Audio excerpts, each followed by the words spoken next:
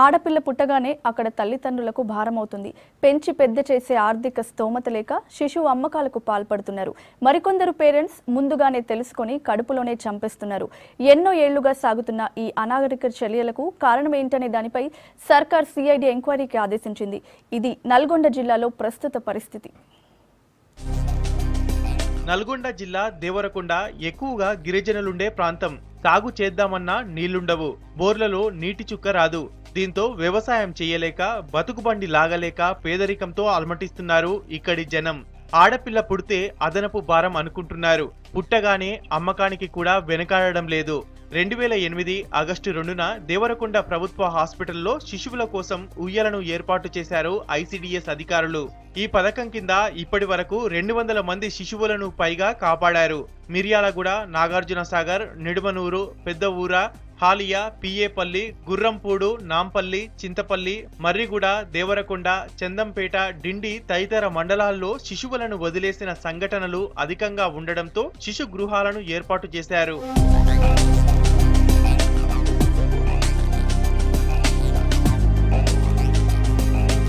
2010 October 22న ICDS ఆధ్వర్యంలో దేవరకొండలో శిశు విహార్ను ఏర్పాటు చేసి అడిగిన వారికి దత్తతనిస్తున్నారు.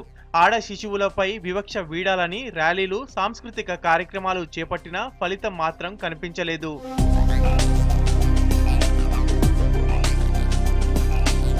ఆడపిల్లల అమ్మకాలపై జాతీయ మీడియా ప్రత్యేక దృష్టి పెట్టింది. ఇందులో భయంకరమైన వాస్తవాలు బయటపడ్డాయి. దీంతో సిఐడి ఎంక్వైరీకి ఆదేశాలు జారీ చేసింది సర్కార్. ఇందులో చోటామోటా నేతలు కొందరు అధికారుల సహాయంతో పిల్లలను అమ్ముతున్నట్టు తేల్చారు సిఐడి అఫీషియల్స్. అంతేకాదు, ఈ దందాలో కమ్లీ అనే మహిళది మెయిన్ రోల్. శిశు అమ్మకాల్లో డాక్టర్స్, ఐసిడిఎస్ అధికారులు, సిబ్బందిని తనకు అనుకూలంగా వినియోగించుకున్నట్టు అభియోగాలున్నాయి. ఇప్పటి వరకు 28 మంది శిశువులను అమ్మేసినట్లు సమాచారం. కమ్లీపై 2005లో మొదటి కేసు చందంపేట పోలీస్ స్టేషన్లో నమోదైంది.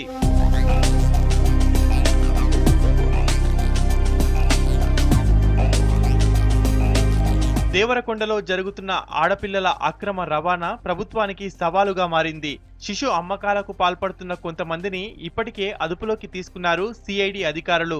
శిశు గృహ శాఖలో 4 ఆయాలతో పాటు మరో వ్యక్తిని సర్వీస్ నుండి తీసివేయగా సూపర్వైజర్ కు నోటీసులు జారీ చేశారు. దేవరకొండలో జరిగిన ఆడపిల్లల అమ్మకాలపై శిశు గృహంలో ఉన్న సిబ్బందిని, సోషల్ వర్కర్, తర్వాత 4 ఆయాలను అంటే సర్వీస్ నుంచి తీసివేయడం జరిగింది. తర్వాత అక్కడున్న సూపర్వైజర్ తర్వాత సిడిపిఓ గారికి షోకాజ్ నోటీసులు ఇవ్వడం జరిగింది. ఆడపిల్లల అమ్మకాలపై ప్రత్యేక నిఘా పెట్టారు సిఐడి అధికారులు. ప్రజల్లో ఉన్న సాంఘిక దురాచారాలను తొలగించేందుకు చర్యలు చేపట్టారు.